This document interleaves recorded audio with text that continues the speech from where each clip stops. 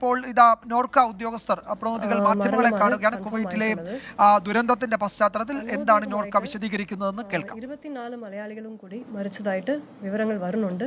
അതിന്റെ ഒരു ഔദ്യോഗിക കൺഫർമേഷന് വേണ്ടി ഞങ്ങൾ എല്ലാവരും കാത്തിരിക്കുകയാണ്.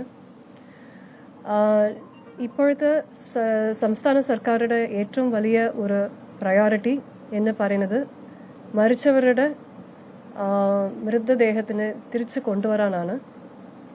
അപ്പോൾ അതിനു വേണ്ടിയുള്ള എല്ലാ ശ്രമങ്ങളും ചീഫ് സെക്രട്ടറി മുഖേനയും ബന്ധപ്പെട്ട മുഖ്യമന്ത്രി മുഖേനയും മിനിസ്ട്രി ഓഫ് എക്സ്റ്റേണൽ അഫയേഴ്സിനോട് നിരന്തരം ബന്ധത്തിലാണ്.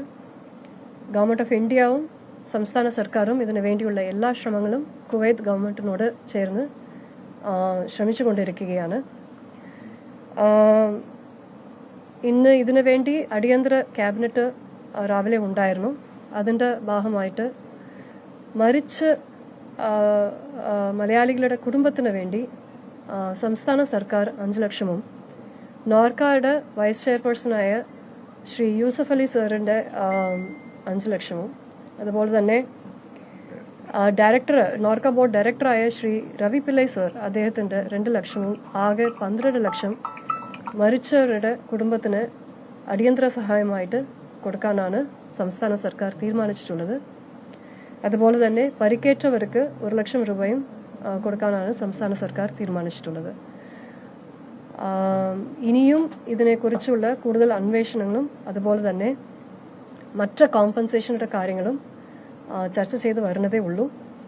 അതും എത്രയും വേഗം ഡെസിഷൻ എടുത്ത് അറിയിക്കാം. അപ്പോൾ ഒന്നും കൂടി ഞങ്ങളുടെ മുഴുവൻ ഫോക്കസും മരിച്ചവരുടെ മൃതദേഹങ്ങൾ വീട്ടിലേക്ക് എത്തിക്കുക, കുടുംബത്തിന് എത്തിക്കുക എന്നതാണ് ഞങ്ങളുടെ പ്രധാന ഇപ്പോഴത്തെ ഫോക്കസ്.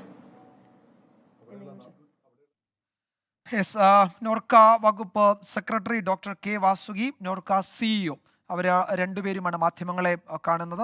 കുവൈറ്റിലെ അപകടം, അതിൻ്റെ പശ്ചാത്തലത്തിൽ നോർക്ക നടത്തുന്ന നീക്കങ്ങൾ, 24 പേരുടെ മരണം സംബന്ധിച്ച അനൗദ്യോഗിക വിവരവും 15 മരണം സംബന്ധിച്ച ഔദ്യോഗിക വിവരവുമുണ്ട് എന്നാണ് നോർക്ക അറിയിക്കുന്നത്. മൃതദേഹം നാട്ടിലേക്ക് എത്തിക്കുന്നതിന് വേണ്ടുന്ന നടപടികളിലാണ് കൂടുതൽ ശ്രദ്ധ എന്നാണ് ഡോക്ടർ കെ വാസുകി ഇപ്പോൾ വിശദീകരിച്ചത്.